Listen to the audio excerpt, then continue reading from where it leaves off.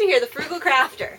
Every day I get asked about ink, either in person, on my blog, or on my YouTube channel. Somebody's wondering what kind of inks they should buy when you're a beginner scamper. Oh my gosh, I'm starting off so well today. I think this is take 3. That's so sad. So if you're a beginner stamper, you're going to spend a lot of money on ink pads. It's probably your biggest investment you're going to make as a stamper next to stamps. So you want to make sure you make wise investments so that you don't end up having to buy twice and wasting your limited resources. So the type of ink I prefer is dye-based ink. So the properties of dye-based ink is that it's fast drying, vivid, and well, that's pretty much it. It's fast drying and it's bright. Those are my best favorite things that I like. If you already know about ink, you can just, stop the video and, not watch it. Unless you're waiting for me to do something hilarious, and I suppose that could happen. But, so we're just going to carry on, shall we? Okay, sounds good. Okay, my favorites for dye-based ink are Memento. I like Memento in Rich Cocoa and also with Tuxedo Black because if I stamp some line artwork with this, I can color over it with my alcohol markers such as Copic or Prismacolor, Pro Markers, Sharpies, Bics. Any sort of alcohol marker will not smear this ink. There's other dye-based inks out there that smear with the alcohol markers. For some reason, Memento doesn't. So I really like those two colors in a full-size pad. Now, I love their ink, so I did purchase some of these tiny little dewdrops for my scrapbook bag. They sell packs of 4 for $10 at Joann's and other stores, but then you can use a coupon or wait for them to go on sale. I waited till they had a 50% off sale and I stocked up. And they do have quite a bit of ink in these. You can re-ink them when they run out. And the other advantage of using the small ink ink pads like that is that you can multicolor an image. Here's a stamp of a flower, and I can go in with my pear, and I can ink up the leaves here a little bit.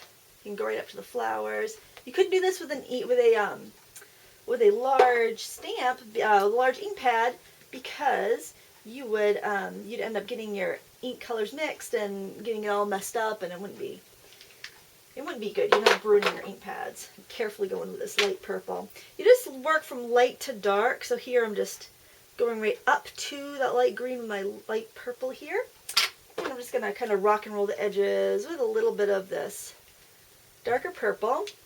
You can do this with markers too, any water-based marker. Here I have some, I just have Memento markers, which I also really like. I think they're much better quality than the Tim Holtz Distress markers.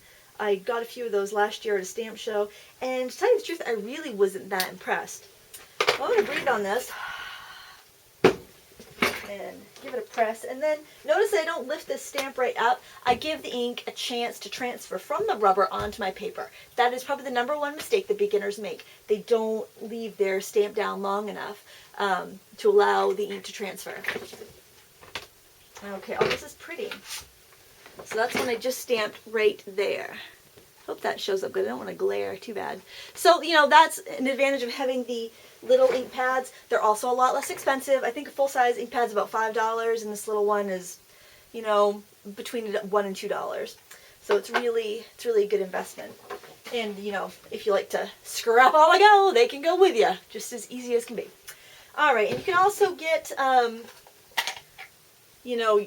individual ink pads like that, and they come out. This is by Colorbox. They're a very good ink manufacturer. They've been around a long time. They know what they're doing. And the Stampin' Up! Ones are good.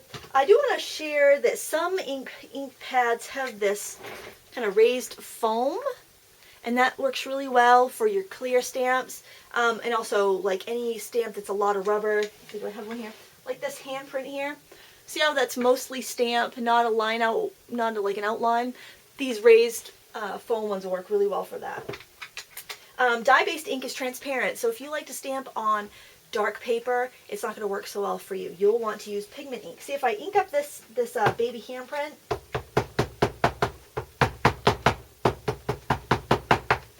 notice I use the ink pad and I ink it up like that. I don't smash the stamp on the ink pad. This is going to show up just fine on my white paper, but it's not going to show up at all on my dark paper. By the way, my stamping surface is a piece of white fun foam with a silicone baking mat on top. It gives me perfect squish, and I can wipe away. So you can hardly see that. You just kind of see a watermark there. And I can wipe away any inky mess that I have. So when you're stamping something on dark paper, you need pigment ink. Pigment ink, like if you like bright splashy watercolors, vibrant colors, and just kind of wah colors, you might like the dye-based inks. I like dye-based inks. But if you like a fine oil painting, you know, more rich, deeper colors, you'll probably want pigment inks. And pigment inks are a little easier to use with the clear stamps. I also make my own stamp cleaner. It's 1 part simple green to 10 parts water, and that I use for all my red rubber stamps, or any sort of rubber, actual rubber stamps. For my clear stamps, I use a mixture of baby shampoo, water, and glycerin. Glycerin works great for dislodging rubber stamp stains. Alright, so if I want to use, I'm using here pigment ink, a metallic. It's like a metallic pink. You can really see how it sticks to the rubber there. Let me just give it a stamp here. You can see how well that shows up on the black. See that? Now something that's kind of cool is how it looks on white paper. Let me just stamp this out again for you. So pigment ink will show up on either light or dark paper. Now look at that on the white paper. You never know it was kind of like a reddish pinkish metallic, because that part of the color is kind of transparent, gets blocked by the dark paper. So pigment ink is also really handy to have. I like to have a black. I like this Onyx Black by VersaFine. It's really great for sentiments, any really detailed stamp that you're not going to color. It's excellent. And you can emboss these pigment inks, which means you can sprinkle it with like embossing powder and heat set it. And I'd also have a white. White is very useful. It's, you know, looks really pretty on craft, looks pretty on most colored papers. And you can make your own embossing ink, your own pigment ink. I have a video tutorial. If I'm clever, I will be pointing at it right now. It might be a couple days, but I'll have a little clicky thing there that you can point and click and watch that video too. Oh, and I will share with you, because I forgot to do this on my stamp room tour, this is how I store my embossing powders. I have just a shallow drawer, and they're all upside down so I can see what I have for powders in there. And yeah, I think that just about says it for pigment ink. So then we'll move on to our specialty ink pads, and the first one is very much like a pigment ink. It's clear embossing ink, which is pretty much like the pigment ink without the color. And then when it runs dry, put a little vegetable glycerin on it, and it works as good as new. You can use this for embossing, heat embossing, or doing watermarks, doing, you know, resists, lots of fun things. Now for other specialty pads that I recommend, well, here's one I don't recommend. I've tried every glue pad on the market and I've never found a decent one, so I would skip it. It's really just aggravating. I don't even know why I still have it. I think I gave away my other ones, and I was holding on to this one thinking that maybe perhaps I will find a way to make it work, but as of yet I have not, so I would skip the glue pad. You can use heat and stick powder by Stampin' Up! That works really well in lieu of a glue pad. A resist pad is very similar to an embossing pad. You would ink up your stamp and stamp it on glossy paper, and then you could either rub a dye-based ink pad over it, because the dye-based ink is going to be resisted by this. It's almost like the glycerin mixture, but not quite as thick. It'll be resisted by this ink, so you'll end up with like a ghost of an image with the color all around it. It's very cool. You know, if you just have $5, you want to try something fun, you could try one of these ink pads. Stays On ink is an alcohol-based ink. A lot of stampers like to use this for watercoloring. I prefer Stampin' Up! Basic Black for watercoloring, because it's a more mellow black, and it doesn't really jump out like, hey, I'm black ink!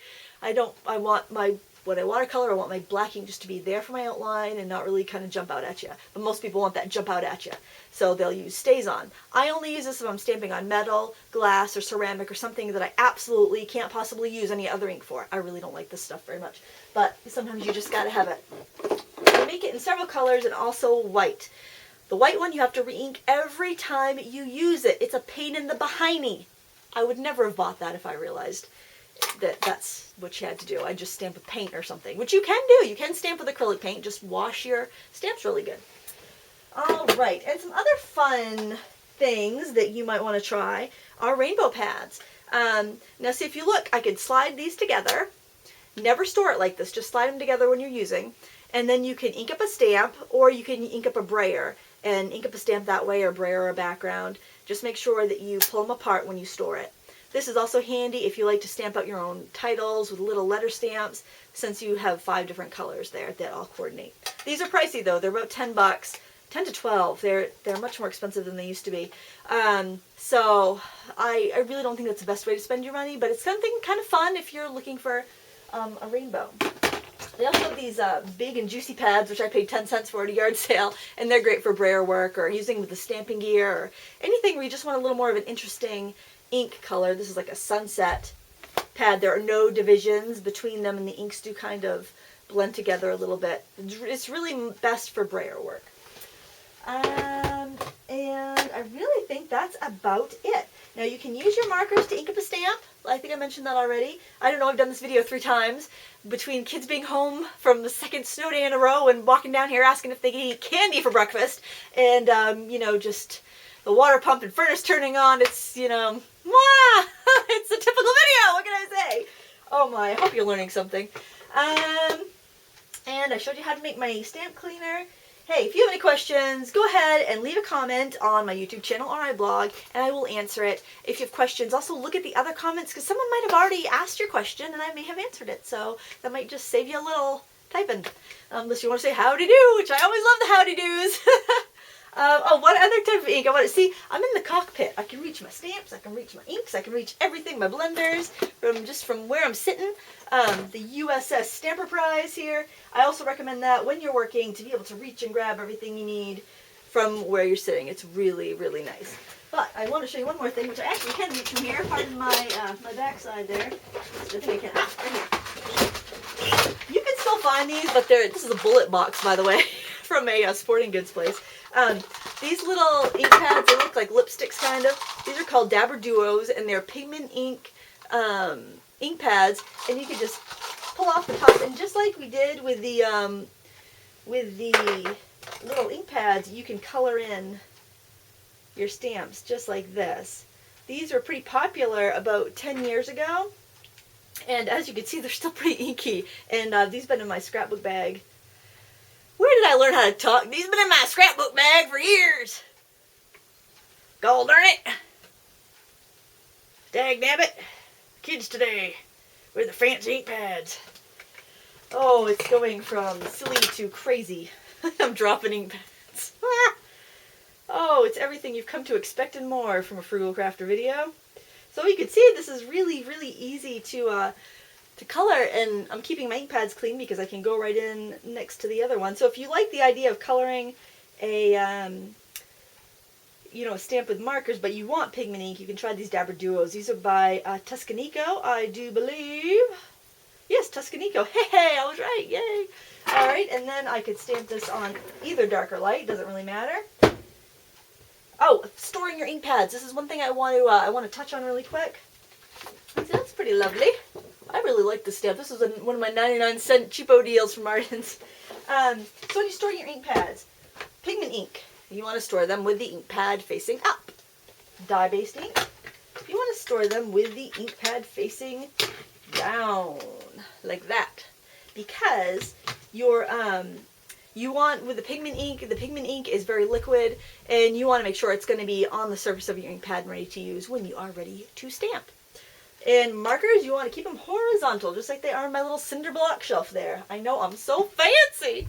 Alright, well that's it. That does it. Pretty soon someone's going to run down here and ask if they can roller skate in the kitchen, so I just got to stop the video right now. If you have any questions, leave a comment. Until next time, happy crafting!